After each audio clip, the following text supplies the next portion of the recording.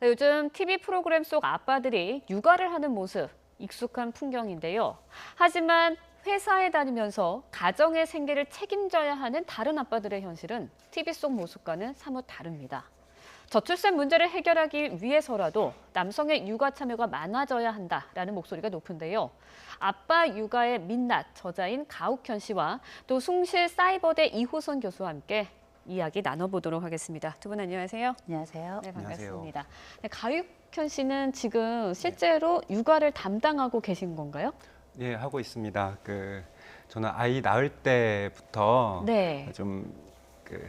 업무량이 좀 상대적으로 적은 그런 회사로 이직을 했습니다. 네. 그리고 그때부터 육아를 좀 해왔는데, 하지만 이제 본격적으로 육아를 한 것은 2014년도 11월부터 했습니다.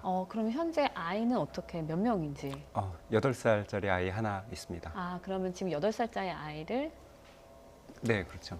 네, 알겠습니다. 근데 그 전에 지금 말씀하셨지만 회사를 다니셨잖아요. 네. 근데 이렇게 육아 전선에 뛰어들게 되신 계기가 좀 있을까요? 네, 저희는 맞벌이인데요. 네. 아내는 은행에 다니고 저도 이제 회사를 다녔습니다. 네. 그러다 한 6살쯤 됐을 때 제가 좀 회사에서 승진도 많이 하고 일도 많아지고 그러면서 이제 아이한테는 늘 네. 곁에 있던 아빠가 늦게 오고 주말에도 나가고 그러다 보니 이제 환경이 달라진 거죠. 그러다 보니 이제 좀 틱 증상 같은 게 생긴 거예요. 네. 그래서 이거는 부부 둘 중에 하나는 좀 전담으로 육아를 해야겠다 그렇게 생각을 했습니다. 근데 아내는 이미 육아휴직을 한번 썼습니다. 네. 그래서 아내가 육아를 한다 그러면 퇴사를 하고 전업주부가 되고 경력이 단절되어야만 하는 그런 선택밖에 없고, 근데 저는 육아휴직을 한 번도 쓰지 않았으니까 가능할 것이다. 네. 내가 육아를 해야겠다 그렇게 생각을 했습니다. 그래서 인사 담당자를 찾아가서 육아휴직을 문의를 했는데 결과적으로는 좀 거절을 당했죠. 그리고 나서 육아를 전담으로 맡게 된 겁니다. 네. 사실 지금 가옥현 씨가 말씀하셨는데 현실적으로 누구나 어느 가정이나 좀 겪고 있는 지금 상황이 아닐까 싶어요. 현재 이제 신혼부부들이 아이를 낳아서 키울 때는 주부가 아닌 이상은. 그렇죠.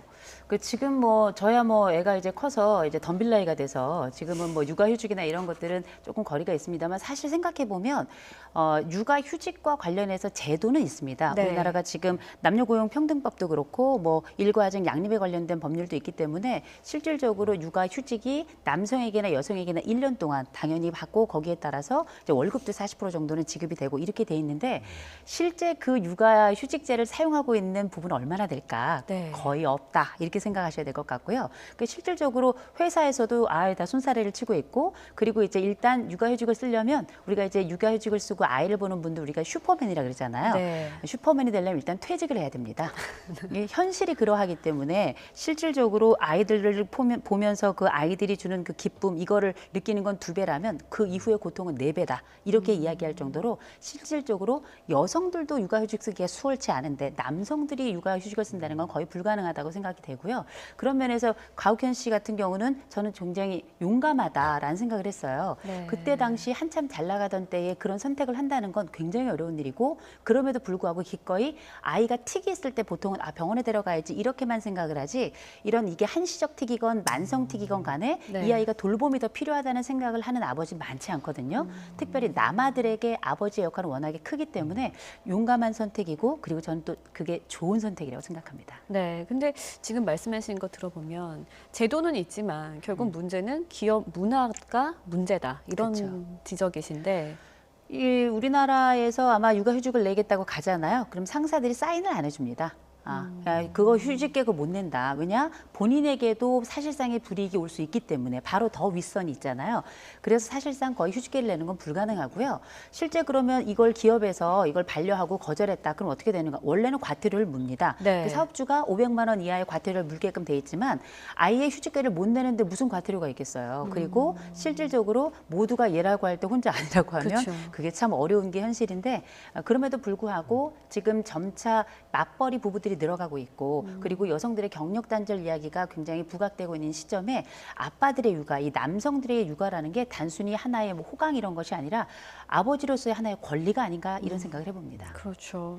지금 이제 회사 기업 문화에 대한 지적을 들어봤고요. 주변에서 지인들이나 동료 뭐라고 하나요? 저는 지방 출신인데요. 예. 아무래도 가장 친한 친구들은 고향에 있습니다. 친구들을 만나 보면 육아는 엄마가 하는 거야, 아내가 하는 거야라는 인식이 아직까지도. 여전히 있고요. 네. 육아휴직을 실제로 사용한 친구는 없습니다. 그리고 뭐 수도권에서도 요즘은 이제 많이 좀 활성화되는 것 같긴 하지만 그럼에도 불구하고 좀 불편한 부분이 있죠. 그러니까 어디 가도 다 엄마들만 있고 그다음에 백수인 것처럼 보이는 그런 불편함도 있고 가끔 육아하는 아빠를 만났는데 그게 반갑고 즐거워야 되는데 네. 서로 어색한 거예요. 또 아직은. 네, 또 하나는 더 있는데 녹색 어머니회라는 게 있습니다. 그렇죠. 있죠. 초등학생들. 근데 저는 아버지잖아요. 네. 그래서 그런 명칭에서부터 아빠들이 참여하는 것을 조금 제한하는 게 아닌가 그런 생각을 좀 해봤습니다. 네. 또 생각에 남는 어려움 같은 게 있었다. 그런 게 있으면. 아무래도 육아 정보나 이런 것들은 엄마들끼리 모였을 때 제일 많이 다루거든요. 그리고 그쵸. 뭐 세일 정보도 물론 네. 그렇고요. 물어볼 데가 없어요. 그래서 온라인 커뮤니티에서 좀 활동을 하긴 하는데 네. 그래도 제가 남자인 것이 또 남성인 것이 보여지니까 좀 쉽지는 않습니다. 네, 알겠습니다. 지금 많은 이야기를 들어봤는데요. 이렇게 기업이 거절하면 과태료를 부과하는 게 맞잖아요. 근데 네. 현실에서는 안 이루어지고 있습니다.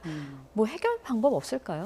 그 해결 방법을 찾자면 이제 끝도 한도 없을 거예요. 이를테면 우리가 선진국의 예를 조금 좀 살펴봐야 될 것 같은데요. 네. 독일이나 스웨덴이나 스위스 같은 나라들의 이게 예들을 보면 실질적으로 독일도 이 남성 육아 휴직제가 도입이 된 지가 얼마 안 됐습니다. 네. 2007년도에 이제 본격적으로 도입이 되고 그러니까 그 전부터 물론 도입은 됐지만 아예 할당제를 한 거예요. 무조건 아내가 아기를 낳으면 남편은 얼마를 쉬어야 된다. 이렇게 할당제를 했더니 육아휴직을 사용한 그 빈도가 그러니까 10배가 증가했다는 겁니다. 7년 만에. 10배가 증가할 정도로 이거는 개인이 선택할 문제가 아니라 시스템이 이걸 선택할 수 있도록 도와줘야 되는 것이고 네. 뭐 스웨덴도 마찬가지거든요. 이제 이런 걸 볼 때 실질적으로 우리가 할 수 있는 건 뭔가 이렇게 육아휴직제를 쓸 수 있다면 첫 번째로는 그런 기업에 인센티브를 주자. 이런 방안이 있을 거고 또 하나는 그런 그 육아휴직제가 있고 법으로 제정이 돼 있는데 이걸 쓰지 않는다면 이 부분에 대해서는 오히려 마이너스 어떤 뭐 페널티를 가하도록 하자. 또 하나 지금 현재 우리나라 그 육아휴직제와 관련된 법률에 보시면 부부가 동시에 육아휴직을 또 할 수 없도록 돼 있는데요. 이것도 동시에 하게 된다면 오히려 기업에 인센티브를 주는 제도는 어떻겠는가. 또 이렇게 너무 1년 양쪽 그 엄마 아빠가 1년씩 하면 2년에 달하니까 오히려 이걸 합쳐서 한 뭐 14개월에서 한 18개월 정도 네. 요 정도 함께 나누어서 대신에 독일에서 지금 사용한 제도처럼 한 뭐 아빠들에게 그 14개월에서 18개월 중에서 한 1에서 한 3개월 정도 의무적으로 할당해서 아이를 볼 수 있는 그 기회를 준다면 그때 오히려 그때 수입도 좀 보존을 해주고요. 이렇게 시스템이 갖추어져 간다면 이게 하나의 좋은 예를 따라가는 것이기도 하겠지만 그 과정에서 우리나라 조건에 맞는 우리나라 한국판 육아휴직제의 최적선을 좀 찾게 되지 않을까 싶어요. 네. 이웃나라 좀 일본의 경우는 어땠었나요? 일본의 경우도 우리나라보다 먼저 여성들이 사회 진출이 굉장히 많이 진출이 됐고요. 네. 여기도 마찬가지로 육아휴직제가 있습니다. 그런데 네. 육아휴직제가 사실상 일본도 그렇게 잘 돌아가는 편은 아니에요. 그런데 육아휴직과 관련해서 법률적으로 의무사항으로 기재하고 있고 또 하나는 우리 지금 흔히 말하는 소득 대체 정도, 지금 우리나라 한 40% 이야기하는데요. 지금 일본 같은 경우는 60%가 넘어가고 있죠. 그러니 아이를 보는 그 기간 동안에도 경제적 어려움 때문에 아이를 돌보는 대신에 직장에 나가는 이런 선택을 하지 않고 지금 이게 왜 중요하냐면 우리나라가 지금 인구 절벽에 지금 맞닥뜨려 그쵸. 있잖아요. 네. 그래서 저출산 고령화 문제에 대해서 다들 신음하고 있는데 이 시점에 사실상의 이런 제도적인 장치가 마련되지 않으면 앞으로 더 증가하거나 악화될 수 있을 만한 이런 저출산 문제에 대한 실질적 해법이 되지 않을 거라는 거죠. 그럼 강제적인 시간을 부여해서라도 남성이 육아휴직을 당당하게 가질 수 있는 제도를 마련해야 된다. 이렇게 좀 해석을 하면 될까요? 저는 그렇게 생각을 하고 네. 다만 그렇게 하기 위해서는 이게 단순히 정부가 강제적으로 한다고 되는 것이 아닌 것이 지금도 이미 남녀 그 고용평등법도 있고 네. 또 일가정 그 양립에 관련된 법률도 있어요. 그럼에도 불구하고 이게 그냥 사문화가 돼버렸거든요. 그럴 때에는 이제 그 정부 측에서 대화를 유도해야죠. 기업 측 나와라. 그리고 그러니까 사측과 노동자 측 나와서 근로자도 이야기하게 하고 그다음에 회사 측도 이야기하고 정부가 사이에서 중재를 하면서 이게 건강하게 작게는 복지일 수 있겠지만 더 크게는 미래거든요. 그쵸. 이런 부분들을 어떻게 함께 할 것인지에 대한 합의를 끌어내는 이 도출작용, 요 과정을 사실은 정부가 하고 대신에 이 과정에서 우린 대신에 기업에 너희들에게 이런 인센티브를 주겠다. 그리고 근로자에게는 이러이러한 방식으로 제안을 하겠다. 그래서 이 구조는 정부가 제안을 하고 여기에 동의 절차를 충분히 시간을 가지고 할 수 있도록 지금 시작해도 늦지 않거든요. 늦었지만 지금부터라도 시작을 한다면 장기적인 우리나라 인구 저출산 문제라든지 또 인구 저출산 문제는 결국은 기업의 흥망성쇠하고 연결이 되는 거거든요. 네. 함께 살아갈 상생의 답이 되지 않을까 싶어요. 네, 알겠습니다. 근데요, 지금 보면 그래프로도 앞서서 잠깐 나왔었는데요. 지금 남성이 육아휴직을 신청하는 그 이유를 보면, 비율을 보면 전체적으로 계속 늘어나고 있는 추세거든요. 근데 현실적으로는 아직까지도 말씀하셨지만 남성이 육아하는 거는 굉장히 생소한 모습이에요. 이거는 왜 그런 거예요? 우리 지금 가욱현 씨가 지금 저자이기도 하신데 여기 나올 정도면 오죽한 거 아니겠습니까? 네. 너무 특이한 얘기 때문에 나오신 네, 거예요. 지금 그래프에 나와 그렇죠. 있는데요. 그래서 지금 보시면 뭐 점차 늘어서 2015년대는 4,872명이 했다 그러는데 네. 거의 대부분 공무원만 가능한 일입니다. 그러니까 공무원들 같은 경우에는 지금 이제 3년 보장이 되고 민간 기업은 1년이 보장이 되는데 그러니 나온 얘기가 뭐냐면 이 육아휴직법은 공무원에 의한 공무원을 위한 공무원의 법이다. 네. 이런 얘기가 나올 정도인 게 민간 기업도 1년이라고 하잖아요. 쓰는 비율이 거의 없는 데다가 특별히 비정규직 여성들의 경우는 그 사용 비율이 아예 거의 없다고 보시고 아예 비정규직 남성들의 육아휴직 사용 비율은 0%입니다. 네. 이거는 뭘 이야기하는가? 이거는 정규직이라고도 맞냐? 절대 그건 아닌데요. 전반적으로 우리 사회가 아동, 특별히 아이 육아와 관련돼서는 이게 전적으로 여성의 몫이라고 생각하고 있고 또 한 가지는 남성의 육아 휴직에 대해서 기업이 가지고 있는 전반적인 지원이나 지지 혹은 그 어떤 법률이나 이런 것에 대한 호의적인 태도가 거의 없다. 이렇게 판단이 되는 거죠. 네. 이번에는 또 경력 단절에 대해서 좀 이야기를 나눠봤으면 좋겠어요. 가욱현 씨는 지금 현재 네. 실제로 육아를 전담하고 계시니까 네. 경력 단절에 대한 위기감, 여성들은 당연히 느끼는데 남성들은 어떻게 생각하는지 좀 알고 싶어요. 일단 여성, 남성 이렇게 구분할 건 없을 것 같고요. 네.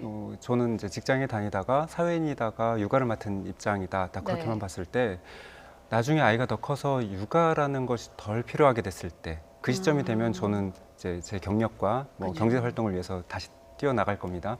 근데 문제는 제가 그동안 쌓아왔던 경력 이것을 그대로 보존하면서 재취업을 하는 거는 좀 어려울 것 같아요.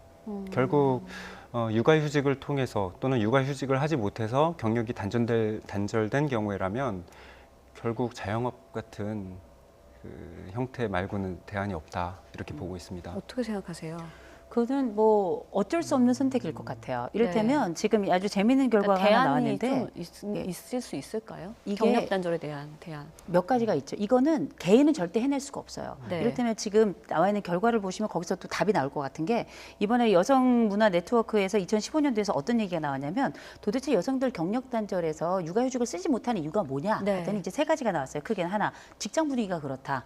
왜냐하면 육아휴직을 쓰면 대신에 여성들에게도 뭘 요구하냐면 대신에 사직서를 쓴다는 조건을 걸어요. 이런 상황이고요. 두 번째는 네. 뭐냐면 직장에 기본적으로 제도적으로 불가능하게 돼 있다라는 게 두 번째 답변이었고 세 번째가 바로 경제적으로 너무 힘들어지기 때문에 육아휴직을 쓸 수 없다 이렇게 이야기를 하고 있거든요. 이 얘기는 뭐냐면 첫 번째로는 직장 문화를 바꿔야 되겠구나. 직장의 전반적인 기업 문화를 바꾸는 게 첫 번째이고 두 번째로는 제도가 불가능하다는 얘기는 뭐냐면 국가의 정책과 기업의 정책이 안 맞다는 거예요. 네. 이 조율이 필요하겠다. 세 번째, 실질적으로 소득 대체율이 좀 높아져야지 이 육아휴직도 가능할 것이다. 이 세 가지가 사실상 불만이기도 하지만 동시에 정책적 대안도 되겠죠. 네. 더 시간이 많으면 더 많은 이야기를 듣고 싶은데 저희가 생방송이다 보니까 좀 양해 말씀드리고 싶고요. 네. 지금 책을 들고 나오셨어요. 네. 이 책이 어떤 건지 좀 잠깐 소개를 해주실 수 있을까요? 어떻게 보면 이 나이에 자서전을 썼다 이렇게 보여질지도 네. 모르겠는데요. 일반 직장인이 남성 직장인이 결혼을 하고 아이를 낳고 또 기르면서 또는 육아휴직을 신청했는데 거절했던 이야기 그리고 아빠만이 특히 또 잘하는 그런 이야기 그리고 아빠가 육아했을 때 좀 불편했던 부분 민낯 그것을 좀 담았습니다. 네. 좀 기억에 남는 에피소드가 있다면 어떤 게 있을까요? 이 부분은 정말 마음이 들어간 부분이다 뭐 이런 게 있다면. 제일 마지막 부분에 나오는 건데요. 네. 어느 날 아이가 혼자서 밥을 떠먹고 네. 그런 모습을 보는데 내 자식이다 그렇다고 내 것은 아니잖아요. 소유가 아니잖아요. 각각 이제 독립적으로 살아가고 있는 그 모습을 볼 때 이 아이가 커서 어떤 모습이 될까 그런 거를 상상하는 부분을 좀 묘사한 게 있어요. 네. 굉장히 행복한 거예요. 그리고 그 장면을 직접 보고 있다는 거. 다른 사람이 사진 찍어서 동영상 찍은 것을 보면서 아 이랬구나가 아니라 내 눈으로 직접 봤다는 것이 굉장히 행복했다. 그리고 그 내용을 그런 경험을 많은 사람들이 했으면 좋겠다. 그렇게 좀 적어냈습니다. 네. 저는 가옥현 씨가 그 전에 직업이 소프트웨어 프로그래머였다 그러더라고요. 근데 제가 이분의 삶을 보니까 그 전에는 소프트웨어 프로그래머였다가 지금은 라이프 프로그래머, 생명의 프로그램을 짜는 사람이고 그리고 이런 용기가 어떤 사회의 새로운 구조를 짜는 프로그래머가 되는 게 아닌가 싶어요. 멋지십니다. 네, 맞습니다. 알겠습니다. 마지막으로요. 한 말씀씩 좀 듣고 싶은데요. 네. 육아를 하는 입장에서 지금 시청자분들에서 비슷한 상황에 계시는 분들 계시거든요. 한 네. 말씀 해주신다면 짧게. 돈은 나중에 벌 수 있고 경제 네. 활동 나중에 할 수 있습니다. 뭐 그 규모나 모양은 다를 수 있지만 아이는 지금 이 시간이 지나가면 다시는 볼 수 없습니다. 그것을 잃지 말았으면 좋겠습니다. 네, 교수님도요.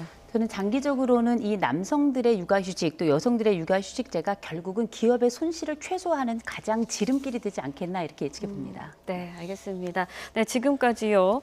아빠 육아의 민낯 저자인 가옥현 씨, 그리고 숭실사이버대 이호선 교수와 함께 남성 육아 참여 늘려야 할까 저수찰 해결해야 된다는 주제를 가지고 이야기 나눠봤습니다. 두 분 말씀 고맙습니다. 고맙습니다. 맞습니다.